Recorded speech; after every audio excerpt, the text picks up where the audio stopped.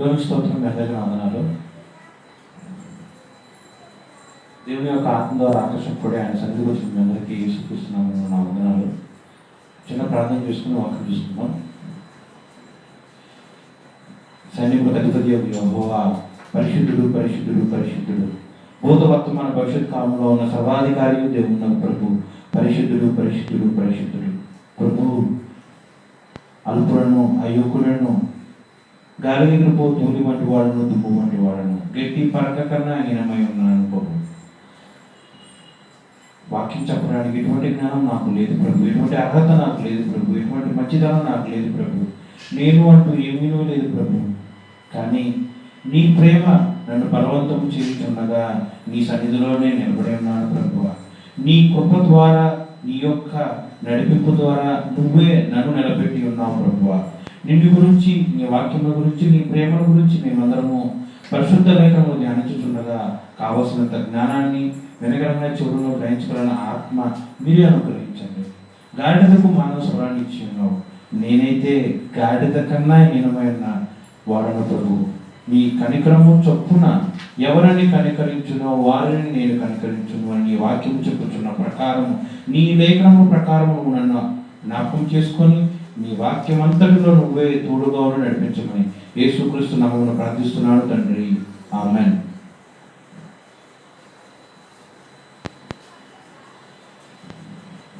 చిన్న కథ చెప్పుకొని వాక్యం చూసుకుందాం.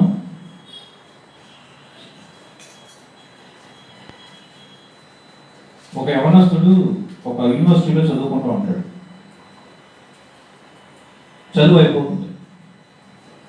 చదువు అయిపోయిన పిమ్మట ఇంకా హైయర్ ఎడ్యుకేషన్స్ చదవాలని చెప్పేసి ఆలోచనలో ఉంటాడు. హైయర్ ఎడ్యుకేషన్స్ అంటే ఉన్నత విద్యలు చదవాలంటే ముందు చదివిన యూనివర్సిటీలో ఒక టీసీ లాంటిది కావాలి, అంటే ట్రాన్స్ఫర్ సర్టిఫికేట్, లేకపోతే ప్రొఫెసర్ లేదంటే అసిస్టెంట్ ప్రొఫెసర్ దగ్గర నుంచి ఒక రెఫరెన్స్, లేకపోతే ఒక చిన్న ఈ పిల్లవాడు మంచోడు బాగా చదువుకుంటాడు అని కాంటాక్ట్ సర్టిఫికేట్ లాంటివి తీసుకురావాలి. సో అది తీసుకోవడానికి ఆ యొక్క యవనస్తుడు యూనివర్సిటీకి వస్తాడు, అసిస్టెంట్ ప్రొఫెసర్ దగ్గరికి వస్తాడు.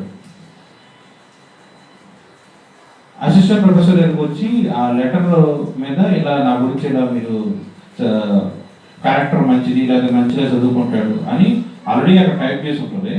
ఆ లెటర్ అతనికి అసిస్టెంట్ ప్రొఫెసర్కి ఇచ్చి దీని మీద మీరు సంతకం చేసామంటే దీన్ని తీసుకుని నేను ఇంకా ఉన్నత విద్యలు చదువుకోవడానికి వీలుగా ఉపయోగపడుతుంది అని చెప్పి అసిస్టెంట్ ప్రొఫెసర్ని అడుగుతాడు. కానీ అసిస్టెంట్ ప్రొఫెసర్ సంతకం పెట్టడం. ముందు నన్ను వినండి, నేను ఏం చదువుతున్నాను అన్నాడు ఫస్ట్. అసిస్టెంట్ ప్రొఫెసర్ ఎటువంటి సంతకం పెట్టడం. పెట్టకపోయేసరికి ఆ స్టూడెంట్ ప్రొఫెసర్ని బతుకులాడతాడు. ఇక్కడ స్టూడెంట్ ఆల్రెడీ చదువు అయిపోయింది. చదివిన తర్వాత 1 సంవత్సరమో 2 సంవత్సరాల తర్వాత వస్తాడు. సో కాలేజీకి అంటే యూనివర్సిటీకి అతను చెల్లించాల్సిన ఫీజు బాగా పెండింగ్ ఏమి ఉండదు, ఫీజు అంతా చెల్లించేశాడు. చదువులో కూడా మంచిగా పాస్ అయ్యాడు. కానీ ప్రొఫెసర్ మాత్రం సంతకం పెట్టాడు. ప్రొఫెసర్ ఉన్న కారణాలు ప్రొఫెసర్ ఉంటాయి. ఎంతసేపు ఆ స్టూడెంట్ ప్రొఫెసర్ని బతిమలాడినా ప్రొఫెసర్ ఒక సంతకం కూడా పెట్టాడు. ఈ యొక్క లెటరు యాక్చువల్గా ఆ యొక్క స్టూడెంట్ సొంతంగా టైప్ చేసుకుని ప్రొఫెసర్ పెట్టినట్లుగానే ఒక దొంగ సంతకం పెట్టేసి తన హైయర్ ఎడ్యుకేషన్స్ నిమిత్తం వాడుకోవచ్చు. ఎందుకంటే ఎటువంటి వెరిఫికేషన్ జరగదు.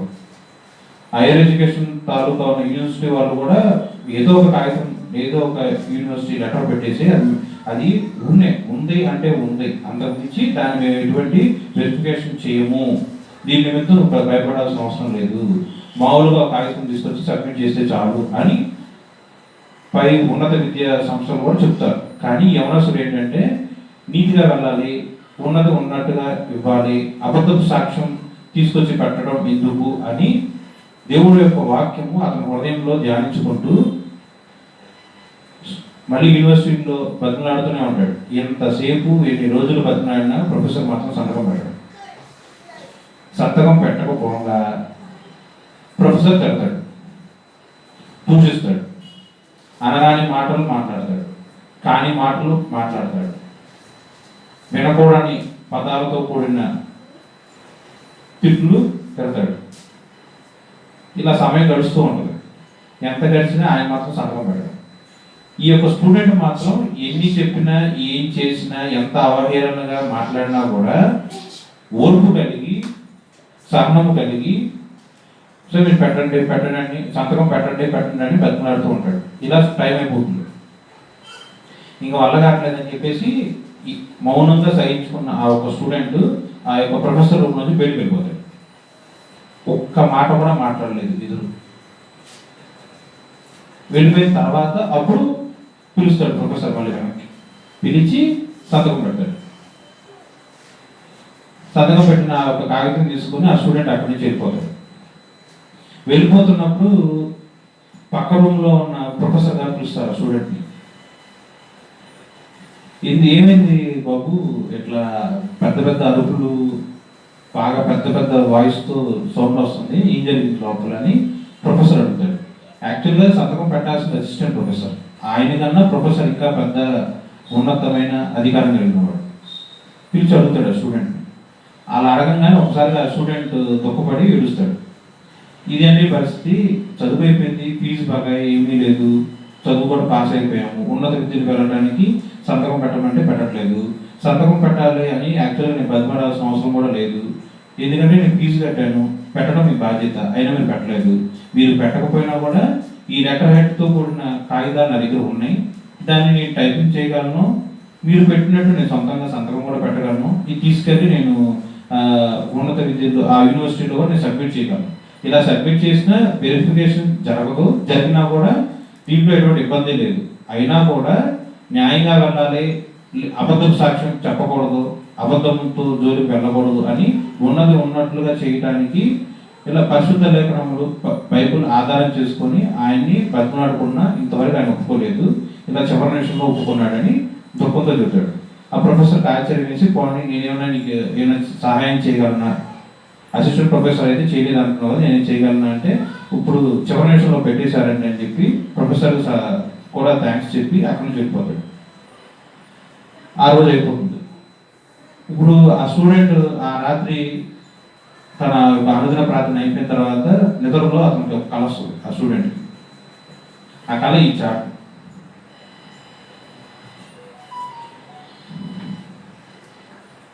ఇది పరిశుద్ధ గ్రంథం, అందరికీ తెలుసు కదా. ఇలాంటి గ్రంథం దేవుడి దగ్గర ఉంటుందా? దేవుడి దగ్గర కూడా ఒక పుస్తకం ఉంటుంది, జ్ఞాపకార్థ పుస్తకం ఉంటుంది, జీవగ్రంథం ఉంటుంది. దాంట్లో ఆయన యొక్క బిడ్డల గురించి మొత్తం ఆయన రాస్తూనే ఉంటాడు. పలానా సంవత్సరంలో, పలానా నెలలో, పలానా రోజు, పలానా గడియ, పలానా సెకండ్లో ఈ బిడ్డ భూమి మీద జన్మిస్తాడు, జన్మిస్తుంది. అది తర్వాత జన్మించిన తర్వాత నుంచి ప్రతిరోజు ప్రతి నిమిషం అక్కడ రాసుంటుంది. ఆయుష్కాలం ఎన్ని సంవత్సరాలు అయితే దేవుడు నిర్ణయించిన ఆయుష్కాలం ఎంతైతే ఉందో అంతవరకు ఆ గ్రంథంలో రాసుంటుంది. ఆ గ్రంథం బ్లాంక్గా ఉంటుంది. మొత్తం ఆ యొక్క మనిషి గురించి, విశ్వాసం గురించి రాసి ఉంటుంది. దాంట్లో ఇది ఒక పేపర్. ఆ విశ్వాసి స్వప్నం మందు దేవుడు చూపించిన ఇది ఆ జీవ గ్రంథంలో ఒక పేపర్లో ఎలా ఉంటుంది. ఆత్మఫలము, ఆత్మఫలం అంటే తెలుసు కదా, ప్రేమ, సంతోషము, సమాధానము, దీర్ఘశాంతము, దయాలత్వము, మంచితనము, విశ్వాసము, సాత్వికము, ఆశానిగ్రహము. 9 ఉంటాయి. ఇది అక్షరాలు చిన్నగా ఉన్నాయి కాబట్టి మీ అందరికీ కనిపించాలని చెప్పి కొంచెం పెద్దగా రాశాం. కానీ అక్కడ మాత్రం ఇలా రాసి ఉండవు. ఇలా హెడ్డింగ్ రాసి ఉంటుంది, గెళ్ళు గీసి ఉంటాయి. ఈ గెళ్ళన్నీ ఇక్కడంతా ఖాళీగా ఉంటుంది, ఇక్కడ ఖాళీగా ఉంటుంది. దీంట్లో ఆయనకు ఒకరైన బిడ్డలు, లోకమంతా ఆయన బిడ్డలు, లోకస్తులందరూ ఆయన బిడ్డలు. ఎంతమంది అయితే యేసుక్రీస్తు ప్రభువుని సొంత రక్షకుడుగా, తన కన్న తండ్రిగా నమ్ముకొని జీవిస్తూ ఉంటారో వారందరూ కూడా యేసయ్యకి ఇష్టమైన, ప్రియమైన కుమారుడు, కుమార్తెలు. వాళ్ళ పేర్లు రాసుంటాయి పక్కనే. ఇక్కడ ఖాళీ లేక రాయలేదు నేను. ఇలా రాసి ఉండొచ్చు. ఉదాహరణకి కుమారి గారు, అదే కుమారి, సీత, విశాలి, వినయ్, ఎక్సెట్రా ఎక్సెట్రా అందరి పేర్లు రాసి ఉంటాయి.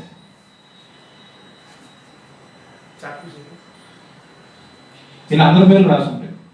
రాసున్నప్పుడు ఇప్పుడు కుమారి వారి యొక్క జీవితం తీసుకుంటే తను ఈ 9 ఆత్మఫలంలో ఉన్న ఈ 9 లక్షణాలు అవ్వచ్చు, క్వాలిటీస్ అవ్వచ్చు, మీరు ఎలా కావాలంటే అలా అర్థం చేసుకోవచ్చు. ఓకే, దీంట్లో తను ఒకటన్నా పొందుకుందా?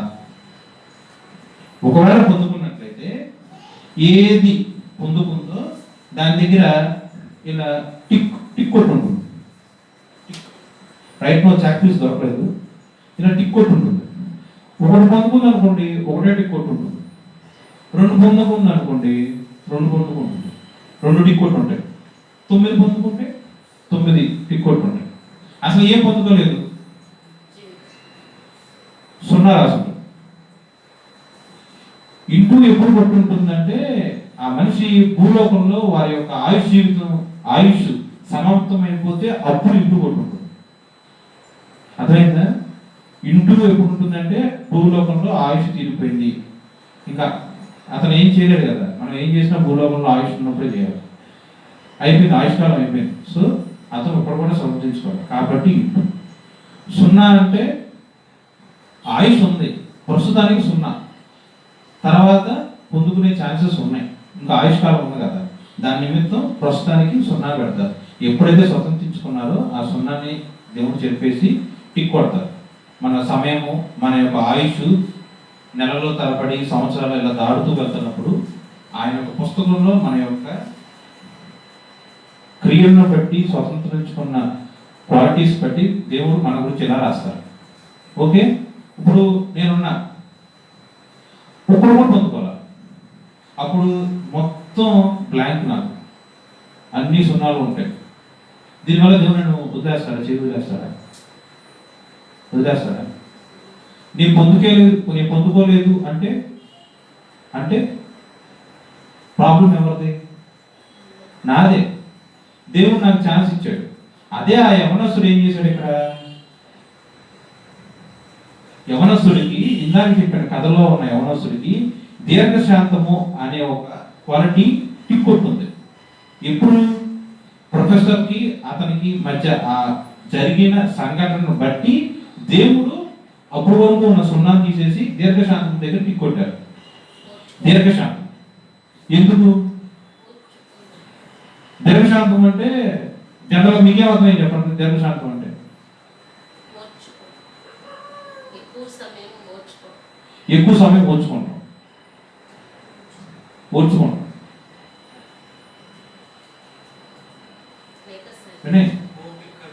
ఓపిక, ఓర్చుకుంటాం. ఓపిక ఒకటే.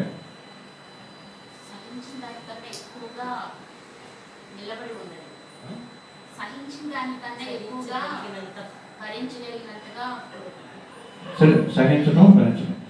ఓకే, ఇంగ్లీష్లో బైబుల్ ఉంటే చూడండి, ఇంగ్లీష్లో దీర్ఘశాంతము అంటే లాంగ్ సఫరింగ్ అని ఉంటుంది. లాంగ్, దీర్ఘకాలము, ఆయుష్ ఉన్నంత వరకు ఎటువంటి శ్రమ వచ్చినా సరే, ఎటువంటి శోధన వచ్చినా సరే ఓర్చుకుంటాం. మీరు చెప్పినట్టే ఓర్పు, మీరు చెప్పినట్టే ఓపిక, కానీ దీర్ఘకాలం. ఆ యొక్క యవనస్తుడు ఆ ప్రొఫెసర్ దగ్గర ఉన్న సంఘటనలో జయించాడు. ఎలా జయించాడు? మాటకు మాట బదిలించాడా? తన వైపు తప్పు లేదు, అతను ఆల్రెడీ ఫీజు చెల్లించేశాడు, అతను డబ్బు పెట్టాడు, కష్టపడి చదువుకున్నాడు. సో అతనికి హక్కు ఉంది. ఆ కాగితం మీద సంతకం పెట్టు అన్నాడు, కానీ పెట్టలేదు. హక్కు ఉంది కదా అని నోరు పారేస్తున్నారా? నిర్దాక్షిణ్యంగా తిట్టాడు, ఎటువంటి కారణం లేకుండా. వాటెవర్ ప్రొఫెసర్ అదే అన్ని అతను ఊహించింది దానికన్నా, కుర్రాడు ఊహించిన దానికన్నా వ్యతిరేకంగా ఎన్ని రకాల మాటలు మాట్లాడు, అన్ని రకాల మాటలు మాట్లాడాడు. కానీ ఎక్కడా కూడా ఓర్పు కోల్పోలా. వయసు అవ్వచ్చు, లేకపోతే ఏ కారణం అన్నా అవ్వచ్చు, ఎదుటివాడు తను తిట్టినా, దూషించినా, శపించినా, బూతులు మాట్లాడినా, కాని మాటలు పలికినా తను మాత్రం నోరు మెదపల. తను కన్నీరు కాల్చినా సరే ఓర్చుకున్నాడు. ఇది జరుగుతూ ఒక అరగంట జరగవచ్చు ఆ సంఘటన, లేదంటే గంట జరగవచ్చు. ఎంత సమయం అండి ఇది? అరగంట ఊచుకున్నాడు. దేవుడు దీర్ఘశాంతంలో టిక్ కొట్టాడు. అదే మన జీవితంలో నిష్కారణంగా ఒక మాట అంటే భరించగలుగుతున్నామా? అరగంట కాదు, ఒక్క నిమిషం గొడవ జరుగుతుంది, నీ తప్పేం లేదు, వెజిటేట్ వచ్చి పోట్లాడుతున్నాడు, ఊచుకోగలుగుతున్నారు మీరు? అరే మీరు ఊచుకుంటే దేవుడు టిక్ కొడతారుగా, మీరు స్వతంత్రించుకున్నట్లేగా. ఎంత టైం పడుతుంది మీరు సహించడానికి? ఎంత టైం పడుతుంది మీరు ఓర్చుకుంటానికి? వాక్యం తెలుసు, ఓపిక కలిగి ఉండటం, ఓర్చుకుని ఉండటం, దీర్ఘకాలం సహించటం వాక్యం తెలుసు. మరి ప్రవర్తించడం తెలియదా? ఆ కుర్రాడు ప్రవర్తించాడు, దేవుడు మెచ్చుకొని దీర్ఘశాంతం అని టిక్ కొట్టారు. ఇది ఎవరన్నా పాస్టర్ గారు వచ్చి ఆ కుర్రాడు చెప్పారా? పోనీ అన్న అసిస్టెంట్ ప్రొఫెసర్ వచ్చి చెప్పాడా? పక్కన గదిలో వింటూ ఉన్న ప్రొఫెసర్ వచ్చి చెప్పాడా? ఎవరు చెప్పారు? వాక్యానికి లోబడి తన నోరును మూసుకున్నాడు ఆ యవనస్తుడు.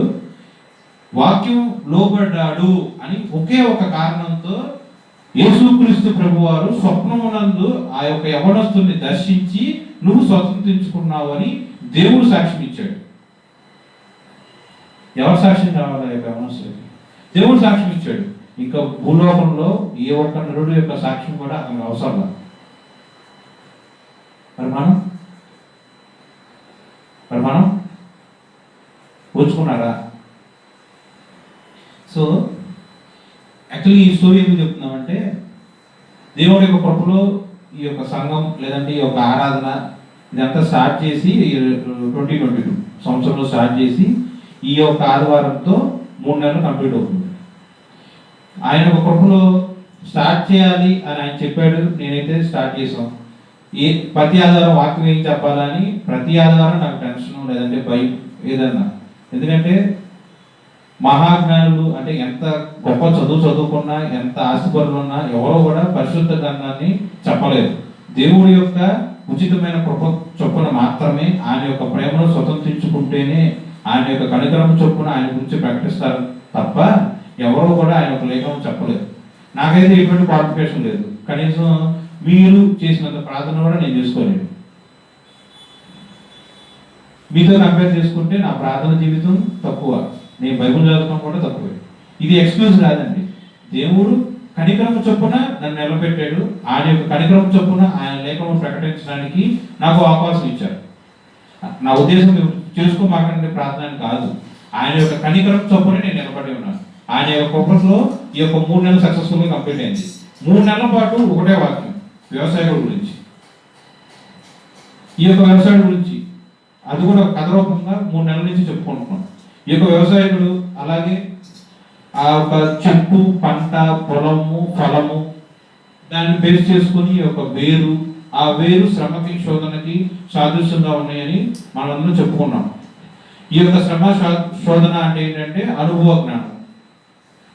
యాకోబు రాసిన పత్రిక 3:17 పైన నుంచి దేవుడు అనుగ్రహించిన జ్ఞానము మొట్టమొదట పవిత్రమైనది, తరువాత సమాధానకరమైనది, మృదువైనది, సులభముగా లోబడినది, కనికరముతోనూ మంచి ఫలములతోనూ నిండుకొని ఉన్నది, పక్షపాతమైనను వేషధారణను లేనిదై ఉన్నది.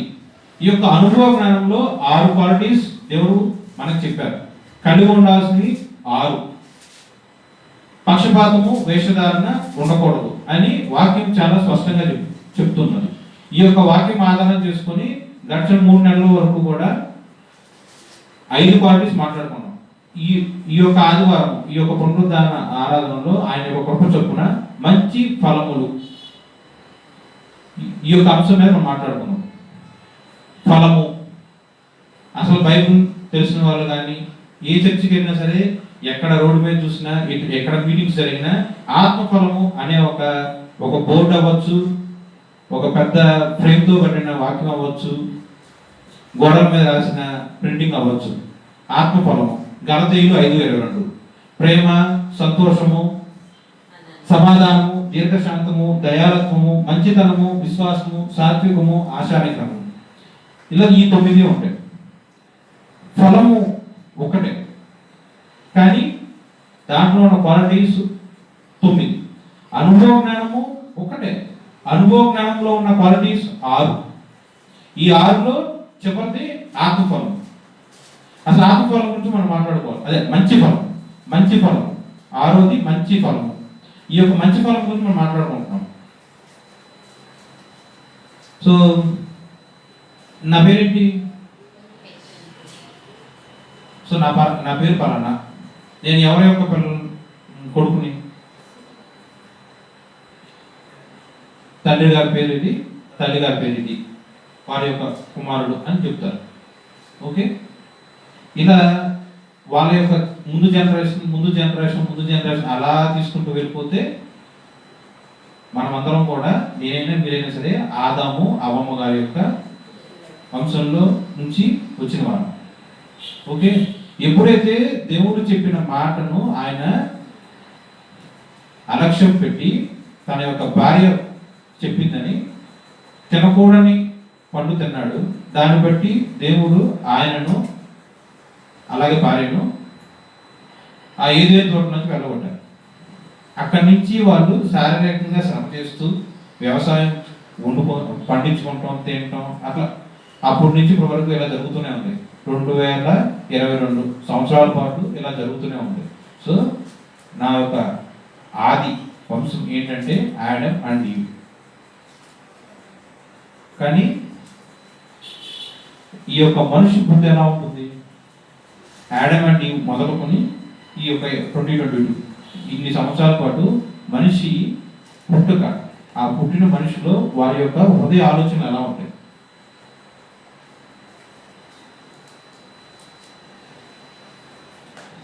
తెలీదా? గలతీయులకు రాసిన పత్రిక 5:19.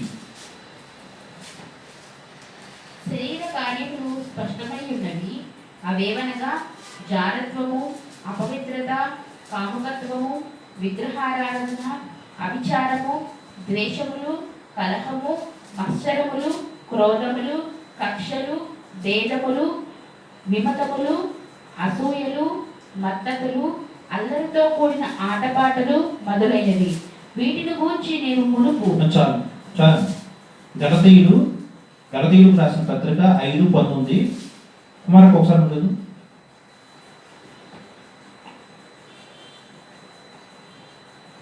పరిశుద్ధుడైన అపోస్తలుడైన పౌలు గారు రాసిన గలతీ సంఘానికి రాసిన పత్రిక 5వ అధ్యాయము 19వ వచనాన్ని చదువుకున్నాం. శరీర కార్యములు స్పష్టమై ఉన్నవి.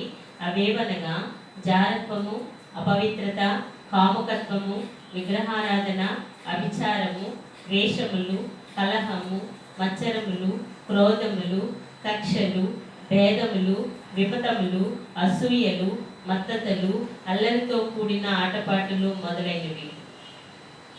వీటిని గూర్చి నేను మునుపు చెప్పిన ప్రకారం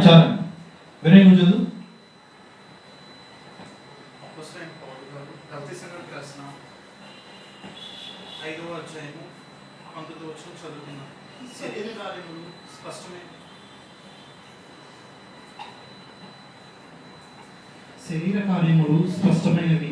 అవేవనగా జారత్వము, అపవిత్రత, కాముకత్వము, విగ్రహారాధన, అభిచారము, ద్వేషములు, కలహము, మత్సరములు, క్రోధములు, కక్షలు, భేదములు, విమతములు, అసూయలు, మతతలు, అల్లరితో కూడిన ఆటపాటలు మొదలైనవి.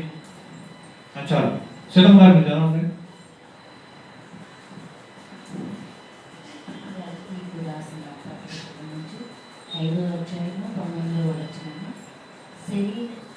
శరీర కార్యములు స్వస్థమైనవి. అవేమనగా జారత్వము, అపవిత్రత, క్రామకత్వము, విగ్రహారాధన, అభిచారము, ద్వేషములు, కలహములు, మత్సరములు, క్రోధములు, కక్షలు, భేదములు, విమతములు, అసూయలు, మత్సరములు, అల్లరితో కూడిన ఆటపాటలు మొదలైనవి. ఇవన్నీ ఏంటండి? శరీర శరీర కార్యములు. ఆదాము అవ్వమ్మ వారి దగ్గర నుంచి ఇప్పటి వరకు పుట్టిన ప్రతి ఒక్క శరీరము కలిగిన ప్రతి ఒక్క మనిషి, స్త్రీలైన పురుషులైన, వీళ్ళందరిలో కూడా స్పష్టంగా దేవుడు చెప్తున్నాడు. ఇవన్నీ ఉన్నాయి. ఎన్నిసార్లు నలుగురు జాతి చదివించాను? అందరిలోనూ ఉన్నాయి. ఏదైనా ఆలోచన వచ్చిందా అసలు ఎన్ని ఉన్నాయి అని? ఎన్ని ఉన్నాయండి? లెక్క పెట్టారా? చదువుతూ లెక్క పెట్టుకున్నారా? పోనీ వాక్యం మీకు తెలియదా? తెలిసిందేగా. పోనీ దీంట్లో మీకు ఏమైనా ఉన్నాయా? పోనీ ఎక్కువ పోనీ మీరు అన్నీ విసర్జించేశారా? మీకు తెలుసుగా మీ గురించి. పోనీ 15 ఉన్నాయంట. ఒక్కటి ఇప్పుడు ఇది శరీర కార్యములు 15 ఉన్నాయన్న. 16 ఉండొచ్చు. ఎందుకంటే అల్లరితో కూడిన ఆట పాట అవి రెండుగా తీసుకోవాలి. అల్లరి తీసుకోవాలి, ఆట తీసుకోవాలి, పాట తీసుకోవాలి. అప్పుడు 15 ఉండవు, 16 ఉండవు, ఇంకెక్కువ ఉండవు. ఓకే. శరీర కార్యములు స్పష్టం, చాలా స్పష్టం. ఇప్పుడు నేనున్నా దీంట్లో జారత్వము నా శరీరంలోంచి బయలువెళ్తే నేను శరీరానుసారంగా ప్రవర్తిస్తున్నట్లు, అపవిత్రత నా శరీర క్రియల నుంచి వ్యక్తపరిస్తే శరీర కార్యములే. కామకత్వము, విగ్రహారాధన. చూడండి, విగ్రహారాధన అంటే అండర్లైన్ చేసుకోండి. మనకు తెలిసిన అర్థం ఏంటి? విగ్రహారాధన అంటే యేసుక్రీస్తు ప్రభువును తప్ప అన్య దేవతలను, అంటే హైందవ మతస్థులను కానీ, ముస్లిం మతస్థులు కానీ, సిక్, జైన్, బుద్ధిస్ట్, ఇలా క్రిస్టియానిటీ కాకుండా మిగతా అన్ని మతాలు లేదా కులాలు వాటెవర్ ఏది తీసుకున్నా సరే దీంట్లో ఏ మనుషులు అయితే పాల్గొని పొందుకున్నారో వారిని విగ్రహారాధన అంటారు. కానీ వాక్యం జాగ్రత్తగా చూడండి. విగ్రహారాధన అంటే అన్య దేవతలను పూజించిన వాళ్ళు విగ్రహారాధనే కాదంటల్లా. కానీ ఇంకో అర్థం ఏంటంటే, ఒక మనిషిని క్రైస్తవంలో చాలా ఫెమిలియర్గా జరిగింది. ఒక మనిషిని రోల్ మోడల్గా తీసుకొని ఆ యొక్క మనిషిని పూజించినా కూడా అది కూడా విగ్రహారాధనే బైబిల్ ప్రకారం. ఉదాహరణకి ఒక చర్చ్ ఉంటుంది. చర్చ్లో ఉన్న విశ్వాసులు లేదా సంఘస్థులు పాస్టర్ని పూజిస్తారు, అది విగ్రహారాధన. పాస్టర్ ఏం చెప్తే అది కరెక్ట్ అంటారు, అది విగ్రహారాధన. పాస్టర్ గారు చెప్పింది వాక్యానుసారంగా ఉందా లేదా అంటే పాస్టర్ గారు చెప్పచ్చు నేను చెప్పింది వాక్యం అని. కానీ భిన్న మీరు అందరూ కూడా బైబిల్ ప్రకారం చూసుకోవాలిగా అది వాక్యానుసారంగా ఉందా లేదా అని. ఏ పాస్టర్ అయినా సరే, ఏ ఒక్క సువార్తికుడైనా సరే కేవలము అరణ్యములో ఎలుగెత్తు చెప్పు క్రీస్తు శబ్దం మాత్రమే. అంటే మీకు కనిపిస్తున్నారా శబ్దం చూసే వాళ్ళు ఎవరైనా చెప్పండి. శబ్దం వినిపిస్తున్నా, అంతే అంతే అంతే. దేవుడు ఆ యొక్క శరీరాన్ని లేదా ఆ యొక్క మనిషిని ఉపయోగించుకొని ఆయన యొక్క సత్య సువార్త ప్రకటిస్తాడు. మనిషిని ఆధారం చేసుకొని ఆ మనిషి ఏం చెప్తే అది నిజం అని నమ్మడమే విగ్రహారాధన. అది హిందూ దేవతలు అవ్వచ్చు, మన క్రైస్తవత్వంలో పాస్టర్ గారిని పూజించినా కూడా అది విగ్రహారాధనే. అంటే నా ఉద్దేశం పాస్టర్ గారిని లేకపోతే దైవ సేవకుల్ని కించపరచాలని కాదు. వాక్యానుసారంగా వారు చెప్పే బోధ కరెక్ట్గా లేకపోతే బోధించిన దాని ప్రకారము ఆ యొక్క పాస్టర్ గారు ప్రవర్తించకపోయినా అది వాక్యానికి వ్యతిరేకమే. అలా విశ్వాసులు గుడ్డిగా ఉన్నట్లయితే విగ్రహారాధనలో ఉన్నట్టే ఆ విశ్వాసం. ఆ సంఘస్థులు విగ్రహారాధన చేస్తున్నట్లే. ఇది కూడా నేనేం చెప్పలేదు, వాక్యమే చెప్తుంది. మత్తయి సువార్తలో ఇంకో వాక్యం ఉంటుంది, రెఫరెన్స్ తీసేయండి, చెప్పట్లేదు. ఏముంటుంది? ఇట్లా వేషధారణ. ఉదాహరణకి తోడేళ్ళు ఉంటాయి, నిజానికి వాళ్ళు తోడేళ్ళు, కానీ ఒక జింక చర్మం కప్పుకొని లేకపోతే గొర్రె చర్మం కప్పుకొని లేదంటే మేక చర్మం కప్పుకొని డిస్గైజ్ అంటే వేషధారణ. వారి యొక్క తత్వము తోడేలు తత్వం, వారి యొక్క రూపం మాత్రము గొర్రెపిల్ల రూపంలో ఉండి ప్రవర్తిస్తూ ఉంటాయి. ఇది ఎవరు గ్రహించాలి?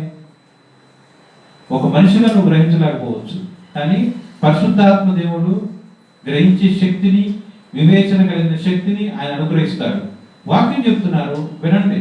వినుడి ద్వారా విశ్వాసం వస్తుంది. మరి ఆ వాక్యాన్ని ఎత్తిపెట్టి ప్రార్థిస్తే ఏది నిజం ఏది అబద్ధం తెలీదా? అన్ని బోధలు అపోస్తల బోధ కాదు, అది కూడా వాక్యమే ఉంది. కల్పనా కథలు చెప్తారు, అది కూడా వాక్యంలోనే ఉంది. ఇప్పుడు నేను చెప్పింది నమ్ము అని కూడా మీతో చెప్పండి. ఎక్కడైనా సరే ఏ ఒక్క సువార్థికుడి దగ్గర పరిశుద్ధ గ్రంథం గురించి మీరు విన్నా కూడా మీ యొక్క అనుదిన ప్రార్థనలో ఆ వాక్యాన్ని, విన్న వాక్యాన్ని ఎత్తిపెట్టి ప్రార్థించండి. వాక్యం వినటమంటే 24 గంటల్లో ఫలానా పాస్టర్ గారు వాక్యం బ్రహ్మాండంగా చెప్తారని చెప్పి యూట్యూబ్లో పెట్టుకుని వినటం కాదండి. అలా ఎంతమంది వింటారు? ఇలా వింటూ ఉంటే దేవుడు ఎప్పుడు వచ్చి మీతో మాట్లాడతాడు? ఆలోచించారు ఎప్పుడైనా? వినాలి. ఎప్పుడు? దేవుడు మీతో మాట్లాడినప్పుడు వినండి. అప్పుడు ఆ యొక్క సువార్థికుడు అలాగే ఆ యొక్క పాస్టర్ యొక్క బోధ మీకు సహాయపడుతుంది. కానీ 24 గంటలు ఆయన బోధే వింటా కూర్చున్నారనుకోండి, దేవుడు ఎప్పుడు వచ్చి మాట్లాడతాడు? దేవుడు మాట్లాడాలని మీరు ప్రార్థించండి. యేసుక్రీస్తు ప్రభు మాత్రమే మధ్య వ్యక్తి, దేవుడికి నరుడికి. ఆయన ద్వారానే తెలుసుకోండి. ఆయనే నిజమైన బోధకుడు, ఆయనే నిజమైన కాపరి, ఆయనే నిజమైన తండ్రి, ఆయనే జ్ఞానమునకు ఆధారమైనది. కొద్ది దూరము దేవుళ్ళలో విశ్వాసములో క్రీస్తు గురించి తెలుసుకోవడానికి మన చేయి పట్టుకొని పాస్టర్ గారు కానీ సువార్తికులు కానీ కొద్ది దూరం వరకు నడిపిస్తారు. ఆ దూరం దాటి తర్వాత మొత్తము కూడా మన చెయ్యి యేసయ్య చేతిలో ఉండాలి, అంతే. కానీ క్రైస్తవంలో ఇప్పుడు రోజులు అలా లేవు.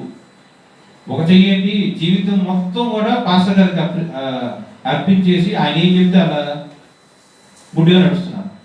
అలా తగదు. విగ్రహారాధన అంటే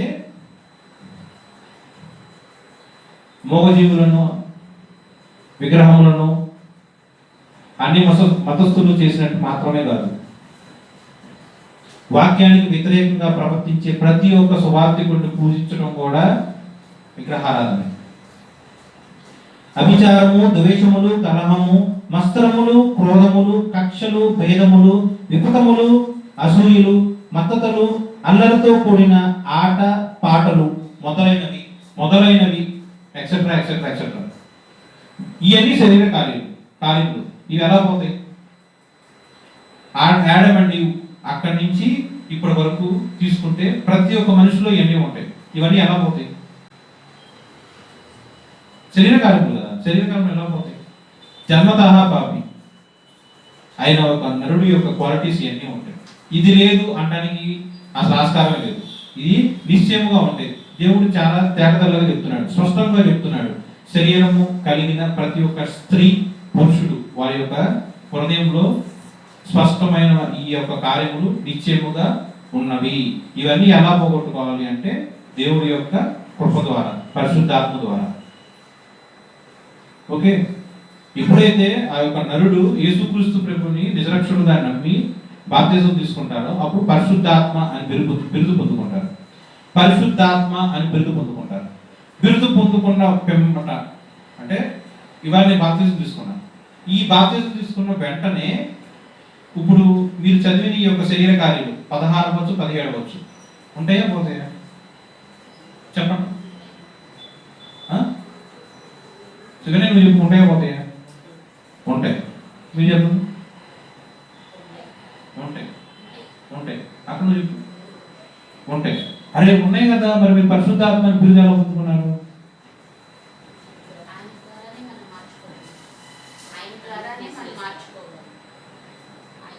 ఉన్నప్పుడు పరిశుద్ధాత్మ ఎలా అయ్యారు మీరు?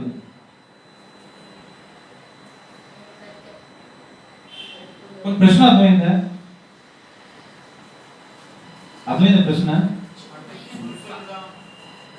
తీసుకోగానే మనం అంటే పరిశుద్ధాత్మ ఫుల్ఫిల్ కాకుండా ఇవన్నీ కోరుకోను, అది ఇంక్రీజ్ అవుతాం, పరిశుద్ధాత్మ ఇంక్రీజ్ అవుతూ ఉంటుంది, డిక్రీజ్ అవుతాం.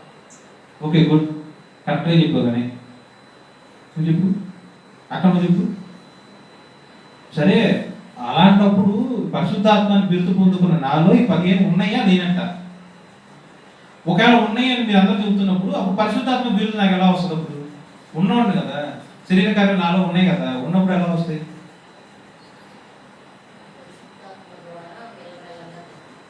అదే దేవుడి యొక్క కనికరం. నరుడు యొక్క స్వకీయమైన క్రియల చొప్పున ఏ నరుడు యేసుక్రీస్తు ప్రభు ద్వారా నీతిమంతులుగా ఎంచబడడు. దేవుడి యొక్క కృప చొప్పున మాత్రమే, దేవుడి యొక్క కనికరము చొప్పున మాత్రమే, దేవుడి యొక్క ప్రేమ చొప్పున మాత్రమే. నువ్వు చేసింది ఏంటి? నమ్మావు.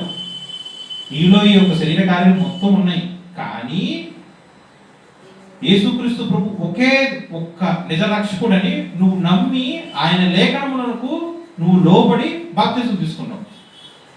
సో నువ్వు పరిశుద్ధాత్మ. ఎందుకు? దేవుడు ఉచితముగా ఇచ్చి ఉన్నాడు. అది దేవుడు ఇచ్చాడు.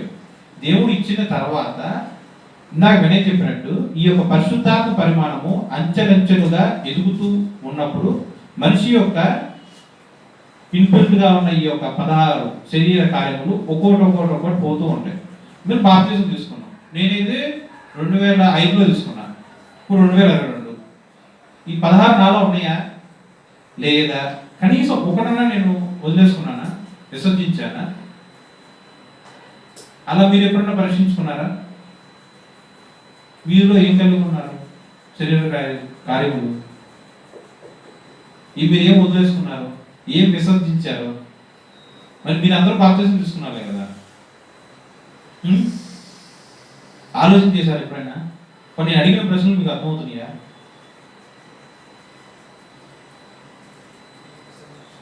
మరి ఇవన్నీ ఉంటే ఆత్మఫలం ఎప్పుడు వస్తుంది? 1 2 9 ఉన్నాయి. 9 ఎప్పుడు పొందుకోవాలి? క్వశ్చన్స్ అర్థమవుతున్నాయా? కుమార్కి అర్థమవుతుందా? బ్లాంక్గా చదువుతున్నట్టున్నారు.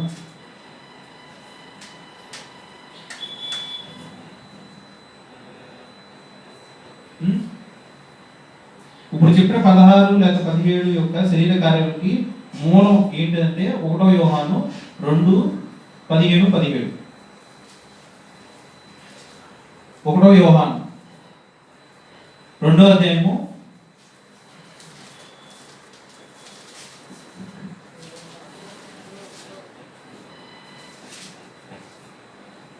15-17. యోహాను గారు రాసిన మొదటి పత్రిక 2వ అధ్యాయము 15వ వచనం నుండి 17వ వచనం. ఈ లోకమునైనను లోకములో ఉన్న వాటినైనను ప్రేమింపకుడి. ఎవడైనను లోకమును ప్రేమించినట్లా తండ్రి ప్రేమ వానిలో ఉండదు. లోకములో ఉన్నదంతయు అనగా శరీరాశయు, నేత్రాశయు, జీవపడమును తండ్రి వల్ల పుట్టినవి కావు, అవి లోక సంబంధమైనవి. లోకమును దాని ఆశయు గతించిపోవచ్చున్నవి, కానీ దేవుని చిత్తమును జరిగించువాడు నిరంతరమును నిలుచును. ఈ యొక్క 6 ఇందాక గలతీయులు 5:19లో చెప్పుకున్న శరీర క్రియలకి మెయిన్ రీజన్ ఏంటంటే యోహాను గారు రాసిన మొదటి పత్రిక 2:15-16 ఏంటంటే శరీరాశ, నేత్రాశ, జీవపుడము. ఇది రూట్ కాజ్. శరీరాశ, నేత్రాశ, జీవపుడము ఇవన్నీ కూడా తండ్రి వలన పుట్టినవి కాదు. మరి దేని వల్ల పుట్టి? శరీర క్రియలు, శరీర కార్యములు, లోకాశలు, లోకము ప్రేమించడం వలన, లోకములో ఉన్న వాటిని ప్రేమించడం వలన, శాశ్వతమైనవి ప్రేమించకుండా ఈ లోక భోగాలను ప్రేమిస్తే వచ్చేవి అని. ఇవి దేవుడి వల్ల వచ్చేవి కాదు. ఇవన్నీ పోవాలంటే పరిశుద్ధాత్మకు సహాయం కావాలి, బాప్తిజం తీసుకోవాలి. యేసుక్రీస్తు ప్రభు ఒక్కడే నిజరక్షకుడుగా నమ్మి మీ యొక్క జీవితాన్ని దేవుడికి సమర్పించాలి. ఎప్పుడైతే బాప్తిజం తీసుకున్న తర్వాత నుంచి మీ యొక్క జీవితాన్ని దేవుడికి అర్పిస్తారో అప్పుడు పరిశుద్ధాత్మ మీలో ఆయన యొక్క ప్రభావం చొప్పున మీలో ఉన్న శరీర క్రియలు, శరీర కార్యములు, లోకాశ, శరీరాశ, నేత్రాశ, జీవపుడము ఇవన్నీ కూడా దేవుడు ఒక్కొక్కటి తీస్తూ ఉంటాడు. ఇలా తీయాలి అంటే ముందు నువ్వు దేవుడికి అర్పించుకోవాలిగా నీ హృదయాన్ని, నీ క్రియలను, నీ తలంపులను, నీ యొక్క చేష్టలను అర్పించారా? అర్పించారా? సరే, అర్పించాలనుకున్నాం. అర్పించిన తర్వాత ఎంతవరకు? కొన్ని నాకు ఇష్టాలు ఉంటాయి, నాకు ఇష్టమైనది మీకు ఇష్టం కాకపోవచ్చు. సరే, ఇంకో రకంగా చూద్దాం. నేను సినిమాలు బాగా చూస్తాను. కొంతమంది ఇంకా అక్కుమారక్ లాంటి వాళ్ళు చూస్తున్నాం. యేసుక్రీస్తు ప్రభువుని ఎరగక మునుపు తను అసలు సినిమాలే చూడదు, కానీ నాకు సినిమాలు చూస్తాం బలహీనత. ఓకే, నేను దేవుణ్ణి ఎరిగిన తర్వాత నా యొక్క బలహీనతని వదిలిపెట్టాలి, వదిలిపెట్టకూడదా? మరి ఇది శరీర క్రియగా అల్లరితో కూడా ఆటపాట కదా, వదిలేయాలా వదిలేయకూడదా? కానీ కలిగి ఉంటే పరిశుద్ధాత్మ ఎలా నాలో పనిచేస్తుంది? నా జీవితాన్ని నేను అర్పించుకోవాలి కదా, దేవుడికి అర్పించుకోవాలి కదా. నేను ఎప్పుడైతే లోబడి బతికానో ఈ వాక్యాన్ని ఎత్తిపెట్టి ఇలా శరీర క్రియల్లో ఇలా అల్లరితో కూడా ఆటపాట ఉంది, నా వల్ల కావట్లేదు, నీ యొక్క సహాయంతో ఆయన నుంచి దూరం చేయని మన జీవితాన్ని ఎప్పుడైతే దేవుడికి అర్పిస్తారో అప్పుడు దేవుడి యొక్క పరిశుద్ధాత్మ యొక్క శక్తి మన హృదయంలో కార్యం చేస్తూ అవి కొంచెం కొంచెం రాత్రి పోదు, కొంచెం కొంచెం దేవుడు తొలగించేస్తాడు. ఇది నా బలహీనత. అదే ఇంకో ఎదుటి వ్యక్తికి ఇంకో బలహీనత అవ్వచ్చు, వేరేది అవ్వచ్చు. నాకు ఇష్టమైనవి మీకు ఇష్టం అవ్వాల్సిన రూల్ లేదు, మీకు ఇష్టమైనవి నాకు ఇష్టం ఉండాల్సిన రూల్ లేదు. ఒక్కొక్కరికి ఒక బలహీనతలు ఉంటాయి. కొంతమందికి విస్తారమైన మాటలు మాట్లాడటం అలవాటు. ఒక రకంగా చెప్పాలంటే అండి, సినిమాలు చూస్తాం కన్నా విస్తారమైన మాటలే పాపం. ఇంకో రకంగా చెప్పాలంటే వ్యభిచారం కన్నా నరహత్య కన్నా కూడా విస్తారమైన మాటలతోనే పాపం ఎక్కువ. ఇది నేను చెప్పలేదు, యాకోబు రాసిన పత్రిక రిఫరెన్స్ అవసరం లేదండి, 3వ అధ్యాయంలోనే ఉంటుంది. వ్యభిచారం చేయడానికి కన్నా కూడా, దొంగతనం చేయటం కన్నా కూడా, నరహత్య చేయటం కన్నా కూడా నోటి మాటే ప్రమాదం. అంత ప్రమాదం నోటి మాట. కానీ ఇష్టం వచ్చినట్టు మాట్లాడుతూ ఉంటారు, ఎలా పడితే అలా మాట్లాడతారు. ఒక టాపిక్ ఇస్తే దేవుడి గురించి ఎంతసేపు మాట్లాడతారో తెలియదే కానీ అన్ని లోకస్తుల్లో ఉన్న టాపిక్ ఇస్తే గంట తరబడి మాట్లాడతారు. విస్తారమైన మాటల్లో దోషం ఉండగా మానదు. దేవుడు సింహాసనాసీనుడై ఉన్నాడు, నరుడు భూమి మీద ఉన్నాడు. నీ నోటి మాట కొద్దిగా ఉండాలి. వినుటకు వేగిరపడు, మాట్లాడటానికి నిదానించు. వాక్యం చాలా తేటతెల్లగా ఉన్నప్పుడు విస్తారమైన మాటలతో నీ యొక్క బలహీనమైన హృదయాన్ని దేవుడికి అర్పించకుండా ఉన్నట్లయితే ఎప్పుడు పరిశుద్ధాత్మ దేవుడు నీ జీవితంలో కార్యం చేస్తాడు? సరే, అర్పించారు, అది కూడా గ్రాడ్యువల్గా తగ్గుతూ ఉంటుంది. ఇలా తగ్గుతూ ఉన్నప్పుడు ఈ యొక్క పరిశుద్ధాత్మ పరిమాణము అంచెలంచెలుగా ఎదుగుతుంది. ఇలా అంచెలంచెలుగా ఎదుగుతున్నప్పుడు పరిశుద్ధాత్మ పరిమాణాన్ని దేవుడు పరిపూర్ణతగా ఐడెంటిఫై చేసి సింబాలికల్గా వాక్యం చెప్తారు.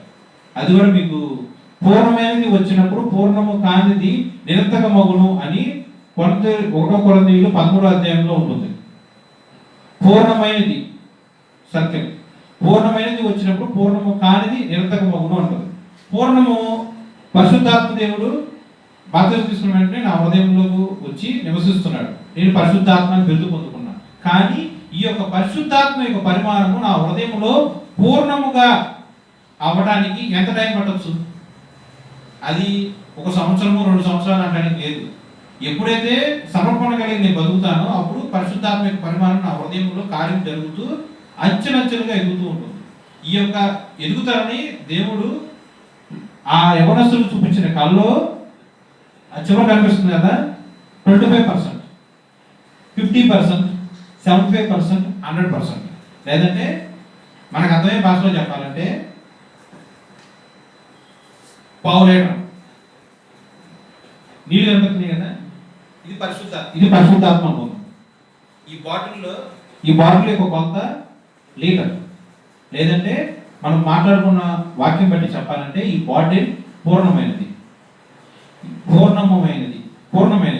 ఉదాహరణ మాత్రమే చెబుతున్నాను.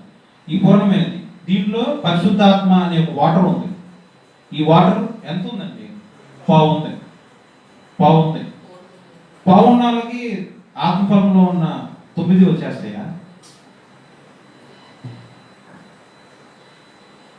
ఈ ఒక పరిశుద్ధాత్మ పరిమాణం దీంట్లో ఎంత ఉంది? 1/2 లీటర్ ఉంది. 1/2 లీటర్ ఉంది. మరి ఆత్మఫలము 9 వచ్చేస్తాయా? పరిశుద్ధాత్మ పరిమాణము నిండుగా ఉన్నది, పూర్ణముగా ఉన్నది. దీంట్లో 9 ఉంటాయా? చెప్పండి.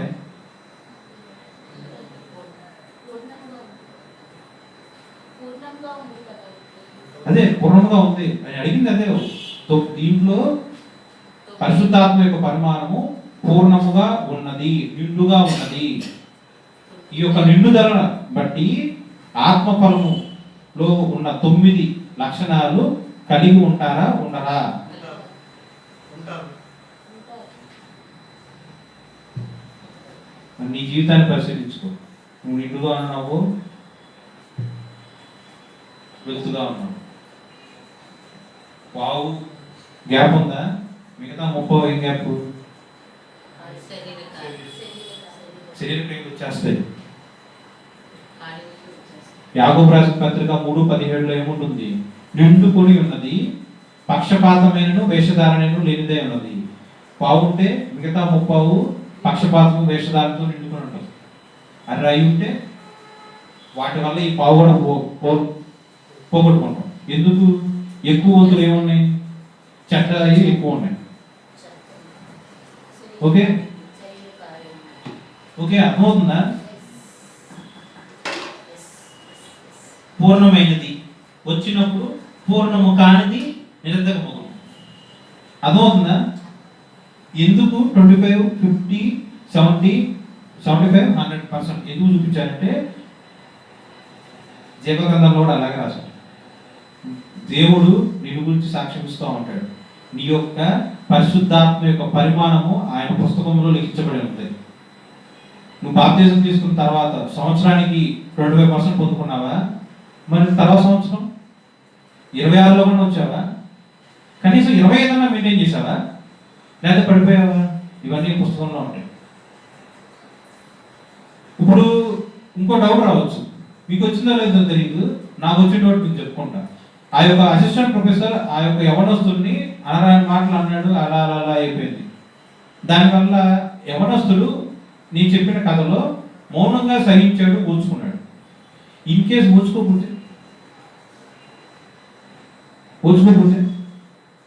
దీర్ఘశాంతము అనే ఒక లక్షణం అతను పొందుకుంటాడా, పొందుకోడా? పొందుకోడు. ఇప్పుడు ఆ దేవుడి యొక్క జీవగ్రంథంలో నరుడి యొక్క ఆయుష్కాలం మొత్తం కూడా రాసేసి ఉంటుంది. నియమింపబడిన దినముల్లో ఒక్కటైనా కాకమునుపే ఈ దినములన్నయు లిఖితములాయను అని కీర్తనలో రాసి ఉంటుంది.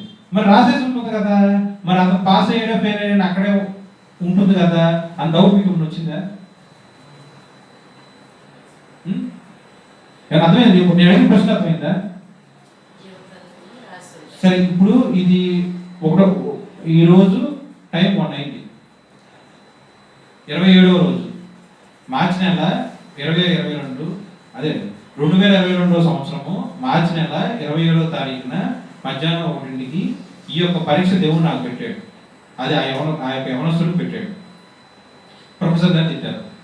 అతని రియాక్షన్ మౌనం ఉంటే దీర్ఘశాంతం పొందుకున్నాడు. మౌనంగా ఉండకుండా బదులిచ్చి ఎదురు తిరిగి మాట్లాడి నేను ఎందుకు పడాలి ఆ మాటలు, ఏ కారణం లేదు కదా అని ఎదురు తిరిగి మాట్లాడితే ఆ యొక్క పరీక్షలో అతను ఫెయిల్ అవుతాడు. ఇది కదా 2 ఆప్షన్లు ఉన్నాయి, మౌనంగా ఉండడం లేదా నోరు తెరవడం. వాక్యం ఏముంటుంది? నియమింపబడిన దినములలో ఒక్కటైనా కాకమునిపై నా దినములన్నీ నీ గ్రంథంలో లిఖితములాయెను. అంటే ఒకటి టైం 1 o'clock అయింది, 1:30 కానీ 2 o'clock కానీ ఆల్రెడీ ఆ గ్రంథంలో రాసేసి ఉన్నాయి కదండి. మరి అలాంటప్పుడు అతను ఫెయిల్ అయ్యాడా పాస్ అయ్యాడనే గ్రంథంలో ఆల్రెడీ ఉంటుంది కదా. ఆ డౌట్ వచ్చిందా మీకు? వచ్చిందా కదా? మరి ఆ గ్రంథంలో పాస్ అని రాసుంటే అతను పాస్ అయిపోయాడు, ఆ గ్రంథంలో ఫెయిల్ అని రాసుంటే ఫెయిల్ అయిపోయాడట. ఎప్పుడైనా డౌట్ వచ్చిందా మీకు? ఆ గ్రంథంలో ఎలా రాసుంటుందంటే పరీక్ష జాగ్రత్తగా వినండి. ఇది జరిగింది. ఆ పరీక్ష పెడతారు 1 o'clockకి. ఆ పుస్తకంలో 1 o'clock వరకు రాసి ఉంటుంది దేవుడి యొక్క జీవగ్రంథంలో. 1 o'clock దగ్గర పరీక్ష పెట్టిన తర్వాత పరీక్ష దగ్గర నుంచి మళ్ళీ 2 arrows పక్కకు వస్తాయి. ఆ యొక్క యవనస్తుడు పాస్ అయితే అతని జీవితం ఎలా అవుతుంది, ఆ యొక్క యవనస్తుడు ఫెయిల్ అయితే అతని జీవితం ఎలా అవుతుంది. మళ్ళీ ఆ గ్రంథంలో మళ్ళీ డీవియేషన్స్. అర్థమైందా? అతని యొక్క జీవితము పాస్ అయితే అతని జీవితం తర్వాత ఎలా వెళ్తుంది, అతని యొక్క జీవితం ఫెయిల్ అయితే ఎలా వెళ్తుంది అంటే తర్వాత రోజు తర్వాత సమయం అంతా ఎలా గడుస్తూ ఉంటుందని ప్రీడిఫైన్ రాస్తారు దేవుడు. ఎందుకు? మరి దేవుడే కదా పాస్ చేయించవచ్చుగా అని మీరు అనుకోవచ్చుగా. అసలు నా ప్రశ్న మీకు అర్థమవుతుందా, కన్ఫ్యూజ్ అవుతున్నారా? ప్రశ్న అర్థమవుతుందా? నీకు అర్థమైందా? నీకు అర్థమైందా? ప్రీడిఫైన్ అంటే పాస్ చేయించమని కాదండి. దేవుడు ఆ పరీక్ష వరకు తీసుకొచ్చి అక్కడ ఆపుతాడు. అక్కడ ఆపిన తర్వాత ఆయన ఏం చేయడు, చూస్తా ఉంటాడు సింహాసనంలో కూర్చొని. లేకపోతే నీ హృదయంలో వాక్యం ద్వారా ఆయన హృదయ ఘోష వ్యభిచారం చేస్తున్నావా, వాక్యం ఘోషిస్తూ ఉంటుంది చేయకూడదని లేఖనం. నరహత్య చేస్తున్నావా, మీరు అనుకోవచ్చు వ్యభిచార నరహత్య నిజం చేస్తానని. నేను నోరు మాట ఉంది కదా, అది ఇంకా ప్రమాదమే. కాని మాట పలుకుతున్నావా, హృదయం ఘోషిస్తూ ఉంటుంది. దేవుడి యొక్క స్వరూపముగా పుట్టిన మనుషులను శపిస్తున్నావా, దేవుడి యొక్క వాక్యం నీ హృదయంలో నిలిచి ఉండి ఘోషిస్తూ ఉంటుంది. చేయమాకు అని ఘోషిస్తూ ఉంటుంది. చేయమాకు అని ఓరింటికి అలా ఘోషిస్తూ ఉన్నప్పుడు దేవుడి యొక్క వాక్యానికి లోబడి మౌనంగా ఉన్నట్లయితే నీ జీవితము ఇలా ఉంటుంది. నువ్వు ఓడిపోతే నీ జీవితము ఇంకో రకంగా ఉంటుందని గ్రంథంలో క్లియర్గా రాస్తుంటావు. దేవుడు నీ అంత కాదు, పరీక్ష పెడతాడు. పరీక్ష పెట్టిన తర్వాత ఇన్విజిలేటర్ జస్ట్ చూస్తూనే ఉంటాడు, మౌనంగా ఉంటాడు. నువ్వు ఫెయిల్ అయితే దేవుడు మళ్ళా నమ్మకమైన నా దాసుడా, నా బిడ్డ అని దేవుడు మెచ్చుకున్నాడు కాబట్టి ఆ యవనస్తుడికి ఆ రాత్రి కాలం నందు స్వప్నం నందు దర్శించి టిక్కు కొట్టాను చూసుకో, నీకు నేను గిఫ్ట్ ఇచ్చేసా అని చెప్పి చెప్తాడు. అదే ఫెయిల్ అయితే సున్నా పెడతారు. కానీ దేవుడు చేయవలేసేవాడా, ఇంకో ఛాన్స్ వస్తుంది. ఈ యొక్క గ్రంథంలో, జీవగ్రంథంలో పరీక్ష దగ్గర నుంచి పాస్ అయితే ఏంటి, ఫెయిల్ అయితే ఏంటి అని కూడా స్పష్టంగా గ్రంథంలో రాసుకుంటుంది. ఇక్కడ పాస్ అయ్యాం, మనం వెళ్తున్నాం, ఇంకో పరీక్ష వస్తుంది. మళ్ళీ ఆ పరీక్ష దగ్గర కూడా పాస్ అయితే ఏంటి, ఫెయిల్ అయితే ఏంటి, మళ్ళీ 2 arrows రాసుకుంటాం. ఇక్కడ ఫెయిల్ అయ్యాం, ఇలా అయిపోతున్నాను కింద నుంచి. ఇలా వెళ్తున్నప్పుడు మళ్ళీ ఇంకో పరీక్ష ఇక్కడ పెట్టారు దేవుడు. ఇక్కడ పాస్ అవ్వచ్చు, ఫెయిల్ అవ్వచ్చు. ఇక్కడ పాస్ అయ్యాను అనుకో, మళ్ళీ నేను పైకి వెళ్తాను. ఇలా పైకి కిందకి ఏంటంటే పరిశుద్ధాత్మ యొక్క పరిమాణం.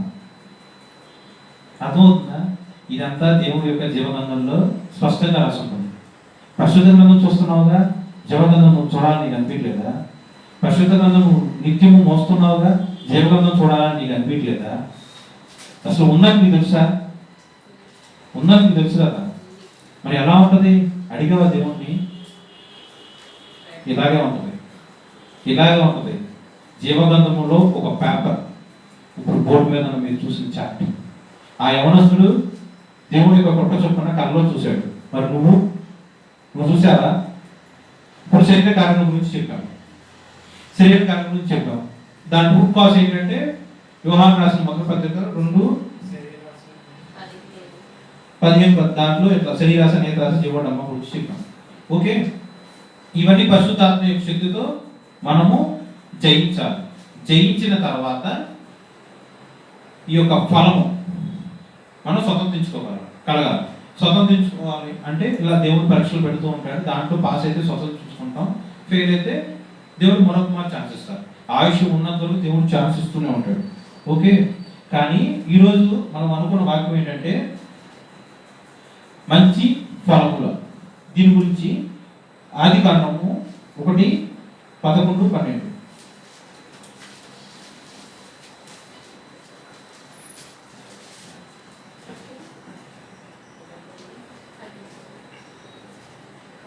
దైవజనుడైన పరిశుద్ధుడైన మోషే గారు రాసిన ఆదికాండము 1:11-12 చదువుకుంటాం. దేవుడు గడ్డిని విత్తనములిచ్చు చెట్లను భూమి మీద తమ జాతి ప్రకారము తమలో విత్తనములు గల ఫలవృక్షములను భూమి మొలిపించును గాక అని పలుకగా ఆ ప్రకారమాయెను. భూమి గడ్డిని తమ జాతి ప్రకారం విత్తనములిచ్చు చెట్లను తమ తమ జాతి ప్రకారము తమలో విత్తనములు గల ఫలవృక్షమును మొలిపింపగా అది మంచిదని దేవుడు చూచాడు. చాలండి, వాక్యం తెలుసు కదా అందరికి. ఏమవుతుంది మీకు ఇప్పుడు మనం మాట్లాడుకుంటుంది ఏంటి? మంచి ఫలములు, దాని గురించి మాట్లాడుకుంటున్నాం. వాక్యం ఏం చెప్తుంది? 11వ వచనంలో దేవుడు గడ్డిని విత్తనములు ఇచ్చు చెట్లను భూమి మీద అండర్లైన్ చేసుకోండి, తమ తమ జాతి ప్రకారం. అలా రాయకపోతే అలా ఎందుకు రాశారు? తమ తమ జాతి ప్రకారము ఆ చెట్టు ఆ ఫలాన్ని ఇవ్వాలి. ఉదాహరణకి జామ చెట్టు దాని జాతి ప్రకారం జామకాయ ఇవ్వాలి. వేప చెట్టు దాని జాతి ప్రకారము వేపకాయలు ఇవ్వాలి. మునగ చెట్టు దాని జాతి ప్రకారం మునక్కాయలు ఇవ్వాలి. ఇలా కాని పక్షంలో అప్పుడేమన్నా దేవుడు ఎలా ఇచ్చాడు ఈ లోకంలో? చెట్లకి ఎలా ఇచ్చాడు దేవుడు? దేవుడు లోకమును నోటి వాక్కు ద్వారా సృష్టించినప్పుడు ఏ ఒక్క విత్తనములు ఇచ్చిన ప్రతి ఒక్క చెట్టు కూడా తమ తమ జాతి ప్రకారము ఫలించాలి. ఇది లోకంలో దేవుడు యొక్క నిర్ణయించిన వృక్షముల యొక్క చేయాల్సిన పని. తమ జాతి ప్రకారము ఫలాలు ఇవ్వాలి. మరి మీరు 3 నెలల నుంచి నరుడి యొక్క జీవితమును ఒక చెట్టు రూపంలో మనం మాట్లాడుకుంటున్నాం. చెట్టు నీతిమంతుడికి సాదృశ్యంగా ఉంది. సామెతలు 12:3 నీతిమంతులు వేరు కదలదు. వేరు అంటే చెట్టు ఉండేదేగా. 3 నెలల నుంచి మాట్లాడుకుంటున్నాం. మరి మనం కూడా చెట్టుకు సంబంధించిన చెట్టు ఉపమానముగా మాట్లాడుకుంటే నీతిమంతుడు కూడా ఒక చెట్టుకు సంబంధించినాడు, చెట్టుకి ఉపమానం. మరి అలాంటప్పుడు తమ తమ జాతి ప్రకారము ఫలాలు ఇవ్వాలి. మరి నరుడుగా ఉన్న నేను నీతిమంతులుగా మార్చబడిన తర్వాత శరీర క్రియలు నా దేహంలో నుంచి వస్తే అప్పుడు నేను నీతిమంతున్నా, అప్పుడు నేను దేవుని సంబంధిన, అప్పుడు నేను పరిశుద్ధాత్మకు సంబంధిన. బాప్తిజం తీసుకుని ఉన్నా కూడా వ్యభిచరిస్తూ కాని మాటలు పలుకుతూ అబద్ధపు సాక్ష్యాలు చెబుతూ శరీర కార్యములు అన్నీ కూడా జరిగిస్తూ ఉన్నట్లయితే నేను ఎలాంటి నేను దేవుని యొక్క సంబంధిని కాదు. నా యొక్క జాతి పరిశుద్ధాత్మ ఉన్న జాతిగా ఉన్న నేను పరిశుద్ధాత్మ వల్ల పొందుకున్న ఆత్మఫలం మాత్రమే నేను చూపించాలి. అలా కాకుండా శరీర కార్యములు నేను కనుక చూపిస్తే, క్రియల ద్వారా నేత్రాశ జీవోడమము ఇలా నేను చూపిస్తే నేను పరిశుద్ధాత్మ యొక్క బిడ్డగా లేను, పరిశుద్ధాత్మ ద్వారా నడిపింపబడటలేదు. మనిషిగా ఉన్న నేను మనిషి చేసే పాపమును చూపిస్తే ఓకే, కానీ పరిశుద్ధాత్మ కలిగి ఉన్న నేను పరిశుద్ధాత్మ యొక్క క్రియలు మాత్రమే చూపించాలి. నేనైనా సరే, మీరైనా సరే.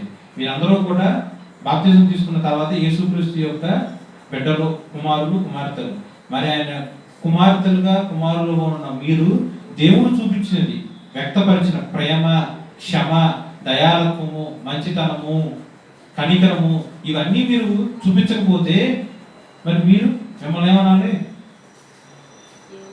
దేవుడు నోటి మాట ఎంత ప్రేమ, ఎంత మధురము, ఎంత కృప, ఎంత వాత్సల్యము.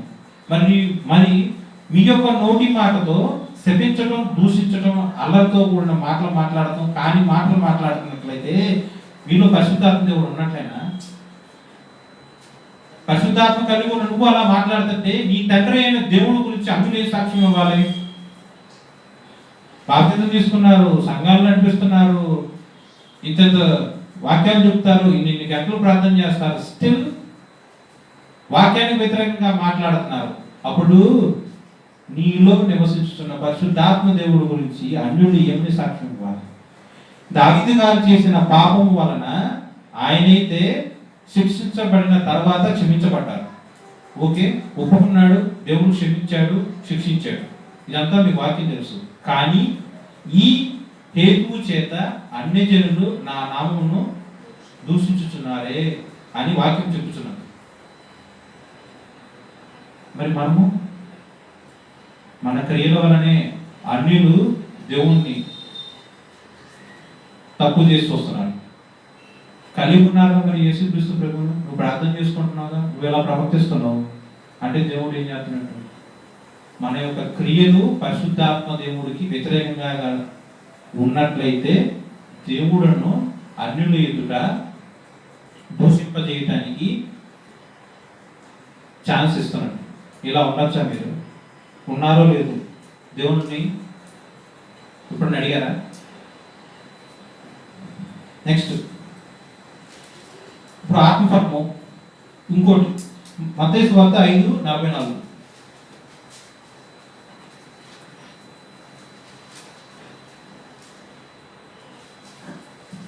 మంచి ఫలం మనలో ఉండాలంటే మనకు ఉండాల్సిన లక్షణం ఏంటంటే మత్తయి సువార్త 5:44. పరిశుద్ధుడైన మత్తయి గారు రాసిన మత్తయి సువార్త 5:44. నేను మీతో చెప్పున్నదేమనగా, మీరు పరలోకమందున్న మీ తండ్రికి కుమారులై ఉన్నట్లు మీ శత్రువులను ప్రేమించుడి, మిమ్మల్ని హింసించు వారి కొరకు ప్రార్థన చేయండి. ఆయన చెడ్డవారి మీదను మంచివారి మీదను తన సూర్యుని ఉదయింపచేసి నీతిమంతుల మీదను అనీతిమంతుల మీదను వర్షం కురిపించుచున్నాడు. మీరు మిమ్మల్ని ప్రేమించు వారికి ప్రేమించినట్లా మీకేమి ఫలము కలుగును? సుంకరులను అలాగూ చేయించున్నారు కదా. లోకస్తులకి మనకి ఉన్న మెయిన్ డిఫరెన్స్ ఏంటంటే ప్రేమించిన వారిని మాత్రమే ప్రేమిస్తే మనకేను లోకస్తులకి ఏం తేడా? అందుకనే యేసుని కలిగి ఉన్న మీరు శత్రువులు కూడా ప్రేమించాలి. ప్రేమించిన వారిని ప్రేమిస్తే అది అందరూ చేస్తారు. ఏంటి స్పెషల్ దాంట్లో? యేసుక్రీస్తు ప్రభు అందరినీ ప్రేమించారు కాబట్టి అందరి యొక్క రక్షణ నిమిత్తము రక్తము ప్రాణము వెలబెట్టి ఉన్నాడు. ఆయన కలిగి ఉన్న మనము కూడా అందరినీ ప్రేమించాలి. శత్రువులైనా ఎలాంటి వాళ్ళైనా సరే అందరినీ ప్రేమించాలి. అప్పుడు మనం మంచి ఫలం కలిగి ఉన్నట్లు ఉంటుంది. నెక్స్ట్ మత్తయి సువార్త 13:23.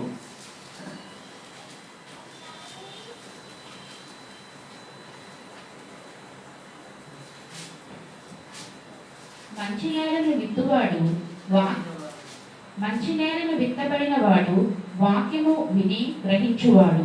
అట్టివారు సఫలులై ఒకడు 100 ఒకడు 60 ఒకడి 30 ఫలించును. ఎవరు ఫలిస్తారంటే మంచి ఫలం ఎవరిస్తారు? ఆ యొక్క ఫలము 100 10 ఎలా వస్తుందంటే మంచి నేల. మంచి నేల. నీ హృదయం మంచిగా మార్చబడాలి. నీ హృదయము శరీర కార్యం నుంచి దూరం అవ్వాలి. నీ యొక్క హృదయము పరిశుద్ధాత్మతో నింపబడి ఉండాలి. అప్పుడు దేవుని యొక్క వాక్యము నీ హృదయంలో నిలిచి ఉన్నప్పుడు 100 ఫలమునిస్తూ ఉంటారు. దీనికి దేవుడు ఉపమానముగా ఒక వాక్యం చెప్తున్నారు. యోహాను సువార్త 15 1 నుంచి 9 వరకు. ఇది కూడా ఉపమానం.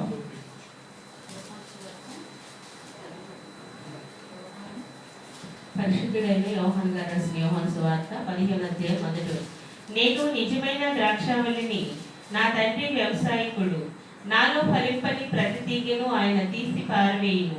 ఫలించు ప్రతి తీగ మరి ఎక్కువగా ఫలింపవలెను, దానిలోని పనికిరాని తీగలను తీసివేయును. నేను మీతో చెప్పిన మాటను బట్టి మీరిప్పుడు పవిత్రులై ఉన్నారు. నా యందు నిలిచియుండుడి, మీ యందు నేనును నిలిచియుందును. తీగి ద్రాక్షావళిలో నిలిచి ఉంటేనే గాని తనంతట తానే ఎలాగూ ఫలింపదో, అలాగే నా యందు నిలిచి ఉంటేనే గాని మీరును ఫలింపరు. ద్రాక్షావళిని నేను, తీగలు మీరు. ఎవడు నా యందు నిలిచియుండునో, నేను ఎవరి యందు నిలిచియుందునో వాడు బహుగా ఫలించును. నాకు వేరుగా ఉండి మీరేమీ చేయలేరు. చాలా అండర్లైన్ చేసుకోండి. నిలిచి ఉండటం మీకేం అర్థం చెప్పండి. నిలిచి ఉండటం అంటే ఏంటో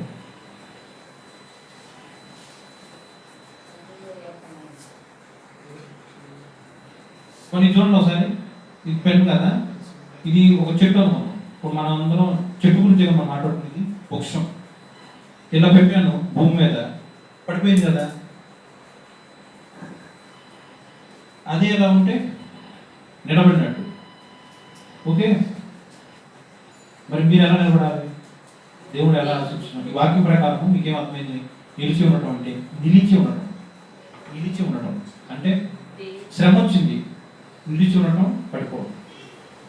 తృప్తిలో శోధన వచ్చింది, నిలిచి ఉండటం, ఎదుర్కోవడం, జయించడం, పడిపోవడం, తృప్తిలో. దేవుడు ఎలా ఉంటున్నాడు?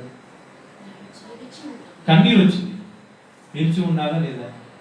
ఉపద్రవం వచ్చింది, వేదన, శోధన, బాధ, దుఃఖం, ఇలాంటి సంఘటనలు మన జీవితంలో వచ్చినప్పుడు నిలిచి ఉన్నట్లయితే ఎలా నిలిచి ఉంటారు? జీవము కలిగిన దేవుని యొక్క వాక్యం మన హృదయంలో విత్తబడిన పిమ్మట ఆ యొక్క వాక్యాన్ని ఆధారం చేసుకొని వాక్యానుసారముగా నేను లేదా మీరు వాక్యానుసారంగా నిలిచి అండర్లైన్ చేసుకోండి, నిలిచి వాక్యానికి అనుగుణముగా నిలిచి ఉన్నట్లయితే దేవుడు మీలో ఉన్నాడు.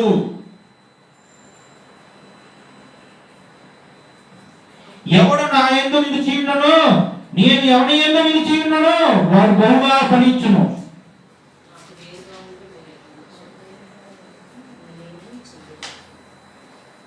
అర్థమైందా? మరి మీరు నిలిచి ఉన్నారా? మరి నిలిచి ఉండడం అంటే ఏంటి అర్థమైందా? మీరు అండర్లైన్ చేసుకోండి ఆ వర్డ్, నిలిచి ఉండడం. మీరు ప్రార్థన చేసుకునేటప్పుడు పోయిన వారం మనం ఏమనుకున్నాం?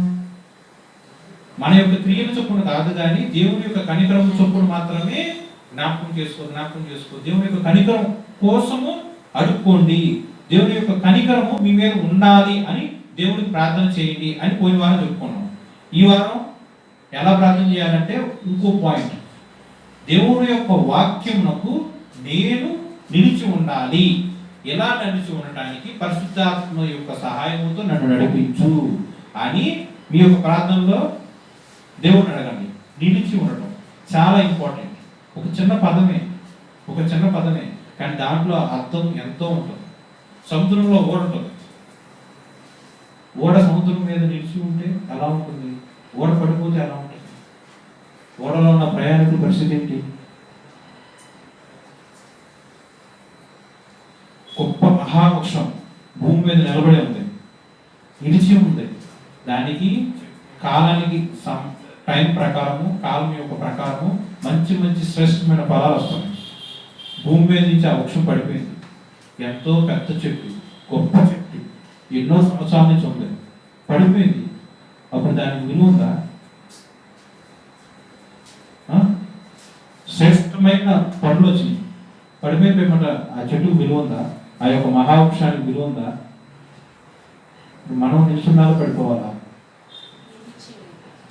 కానీ పడిపోయిన సందర్భాలు ఎన్నో ఉంటాయి.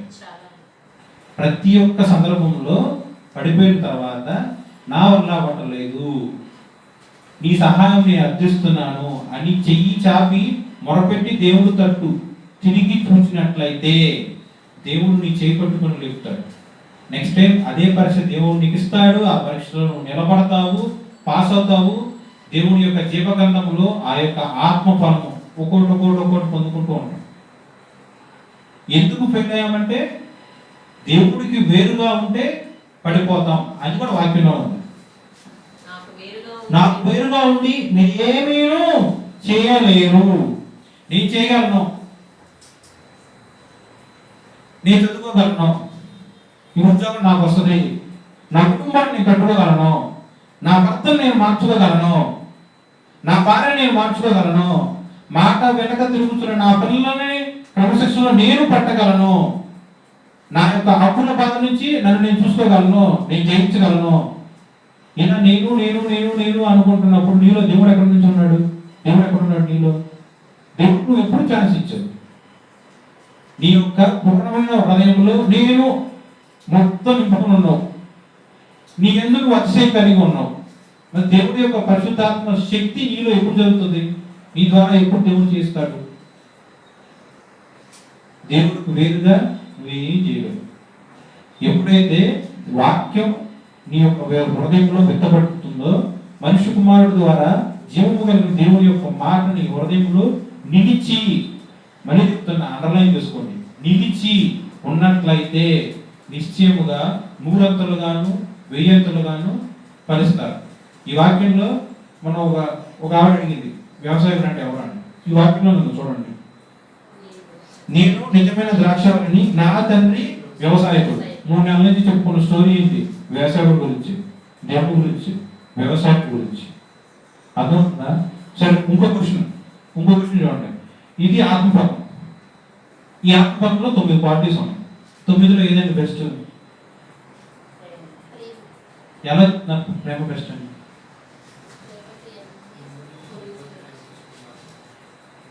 చెప్పండి, ఎలా చెప్తున్నారు చెప్పండి.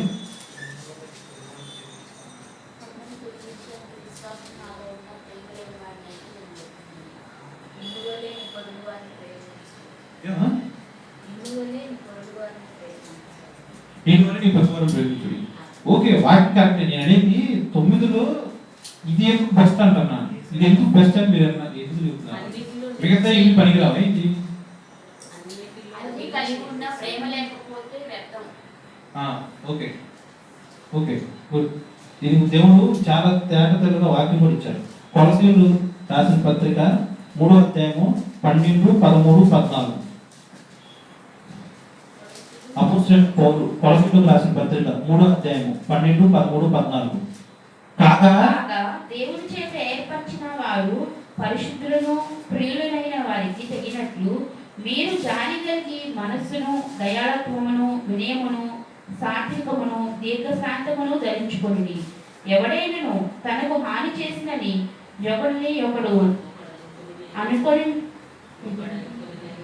ఒకడు అనుకొని ఎడలా సహించుచు ఒకరినొకరు క్షమించుడి. ప్రభువు మిమ్మల్ని క్షమించునలాగున మీరును క్షమించుడి. వీటన్నిటిపైన పరిపూర్ణతకు అనుబంధమైన ప్రేమను ధరించుకొని కొనుడి. చాలు 12వ వచనం చూసారా? దేవుని చేత ఏర్పరచబడిన వారును పరిశుద్ధులను ప్రియమైన వారికి తగినట్లు మీకు జాలిగల మనసు, దయాళుత్వమును, వినయమును, సాత్వికమును, దీర్ఘశాంతమును ధరించుకుని. ఇవన్నీ ఆత్మఫలంలో ఉన్నాయా లేవా? ఉన్నాయి కదా, ఉన్నాయి కదా. మళ్ళీ 14వ వచనంలో ఏం చెప్తున్నారు దేవుడు? వీటన్నిటిపైన పరిపూర్ణతకు అనుబంధమైన ప్రేమను ధరించుకునుడి. ఇవన్నీ ఒక ఎత్తు, ప్రేమ మాత్రమే ఒక ఎత్తు. వాక్యం చెప్తుంది. 9 ఉన్నాయి. 9లో 8 ఉన్నాయి. సంతోషము, సమాధానము, దీర్ఘశాంతము, దయాళత్వము, మంచితనము, విశ్వాసము, సాత్వికము, ఆశానిగ్రహము. ఈ 8 ఒక ఎత్తు, కానీ ప్రేమ మాత్రమే ఒకటి. ఎందుకంటే మిగతా 8లో ఏ ఒక్కటి పొందుకున్నా సరే వెళ్తు ఖాళీ ఉంది. మన హృదయం ఖాళీగా ఉంది. నిజమే, దేవుడి యొక్క పరిశుద్ధాత్మ మనం పొందుకున్నాం. దేవుడి యొక్క క్రియ మన హృదయం, మన దేహం ద్వారా జరిపించుతున్నాం. దాన్ని బట్టే ఇవన్నీ ఒకటి పొందుకుంటున్నాం. కానీ దీంట్లో ఏది పొందుకున్నా కూడా ఏ ఒక్క క్వాలిటీ కూడా పరిపూర్ణమైనది కాదు. పరిపూర్ణత కాదు, ప్రేమ మాత్రమే పరిపూర్ణత. వీటన్నిటి పైన మిగతా 8 కన్నా పైన ప్రేమ పొందుకోవాలి. ఎందుకంటే ప్రేమ పరిపూర్ణత. యేసుక్రీస్తు ప్రభువారు ప్రేమ స్వరూపి. మీరు పైనుంచి దేవుడు అనుగ్రహించు జ్ఞానము మొట్టమొదట పవిత్రమైనది, తరువాత సమాధానకరమైనది, మృదువైనది, సులభముగా లోబడినది, కనికరముతోను మంచి ఫలములతోనూ నిండుకొని ఉన్నది. మంచి ఫలం అంటే ఈ యొక్క ఆత్మఫలం గురించి మనం మాట్లాడుకున్నాం. దీంట్లో 8 ఒక ఎత్తు, ప్రేమ మాత్రమే ఒక ఎత్తు. ఎందుకంటే ప్రేమ పరిపూర్ణత. దేవుడు లోకమును ఎంతో ప్రేమించాడు కనుక తనకున్న ఒక్కగానొక అద్వితీయ కుమారులను లోకమునకు బహుమానముగా ఇచ్చి ఉన్నాడు. దేవుడు ఎంతో కనికరము కలిగి ఉన్నవాడు, అందుకే యేసయ్యను భూమికి ఇచ్చాడు. అలా వాక్యం లేదండి.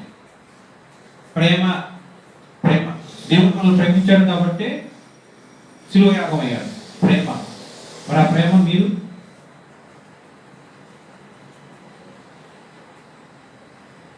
అర్థమవుతుందా? మంచి ఫలము పొందుకోవాలి. మంచి ఫలంలో దేవుడు ఇచ్చిన కరెక్షన్ బట్టి ఒక్కొక్కటి స్వతంత్రించుకుంటాం. ఎన్ని స్వతంత్రించుకున్నా మెయిన్ థింగ్ ఏంటంటే ప్రేమ ఉంటే మిగతావన్నీ ఉంటాయి. ప్రేమ లేకపోతే ఇవన్నీ ఉన్నా కూడా మనం నింపుదల, పరిపూర్ణత లేనివారు. 8లో ఒకటి ఉంది, పరిపూర్ణత లేదు. కానీ దేవుడు ఇష్టమే. ఇష్టం కాబట్టి ఒక దాంట్లో పాస్ అయ్యి మనం టిక్ కొట్టుకోండి. ఆ యొక్క పరిమాణం పెంచుకోవాలి, మళ్ళీ పెంచుకోవాలి, మళ్ళీ పెంచుకోవాలి. ఎలా?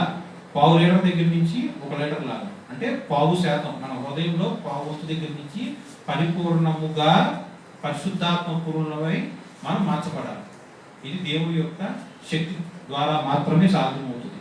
ఏ నరుడు తన సొంత క్రియల ద్వారా దేవుడు వేరుగా చేయలేడు కూడా. అందు నిమిత్తం ప్రార్థించినప్పుడల్లా దేవుని యొక్క కనికరం చొప్పున జ్ఞాపకం చేసుకో, దేవుడి యొక్క ప్రేమ చొప్పున జ్ఞాపకం చేసుకో. ఇది నేర్పించు, ఇది నేర్పించు, ఇది నా బలహీనత, నా బలహీనతలో నుంచి నన్ను విడిపించు, నువ్వు జయం అనుగ్రహించు. నువ్వు ఎప్పుడైనా సరే అగ్నితో నన్ను పరీక్షించడానికి వచ్చినప్పుడు ఆ పరీక్షలో నేను పాస్ అవ్వడానికి వీలుగా కావలసినంత జ్ఞానాన్ని అనుగ్రహించు. యాకోబు రాసిన పత్రిక 1వ అధ్యాయంలోనే ఉంటుంది, 5వ వచనం. ఎవరికైనా సరే జ్ఞానము పొదువుగా ఉన్నట్లయితే వారు దేవుణ్ణి అడగవలెను, ధారాళముగా అనుగ్రహింపబడుచున్నది.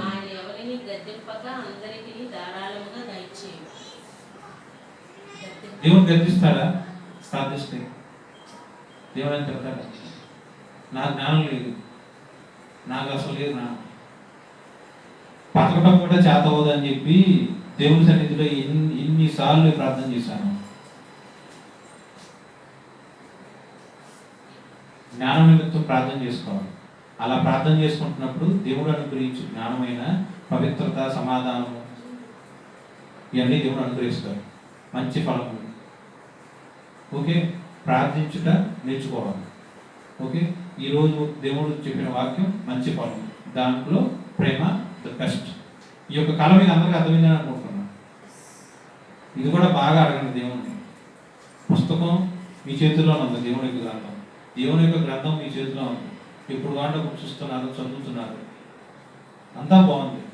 అలాగే అంతే ఆశతో దేవుని యొక్క పరలోకములో ఉన్న జీవ గ్రంథము కూడా చూడాలి అని మీ యొక్క ప్రార్థనలో దేవుని అడగండి. ఆశ కలిగిన ప్రతి ప్రాణాన్ని దేవుడు తృప్తిపరుస్తాడు. ఆ యొక్క యవనస్తుడు చూపించిన దేవుడు మీకు చూపించాడా? ఆ యవనస్తుడు పాస్ అయ్యి చూశాడు. మరి మీరు అది ఆ యొక్క యవనస్తుడి యొక్క వ్యక్తిగత జీవితం. మీ జీవితంలో కూడా దేవుడు మిమ్మల్ని తాకాడుగా, దర్శించాడుగా, సందర్శించాడుగా.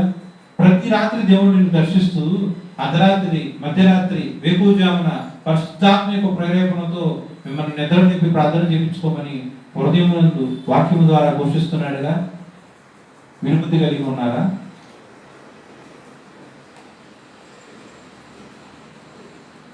దేవుడి యొక్క గ్రంథము చూడాలి. ఆసక్తితో ఏదైనా సరే వాక్యానుసారంగా అడిగితే నిశ్చయముగా మీ జీవితంలో అవి భూమి మీద ఉన్నప్పుడే కన్నులారా దేవుడి యొక్క కృప నిశ్చయముగా మీరందరూ చూస్తారు. నన్ను ప్రేమించిన ఈ అవకాశం ఇచ్చిన యేసయ్యకే సమస్తమైన మహిమ కలుగును గాక. ఆమేన్.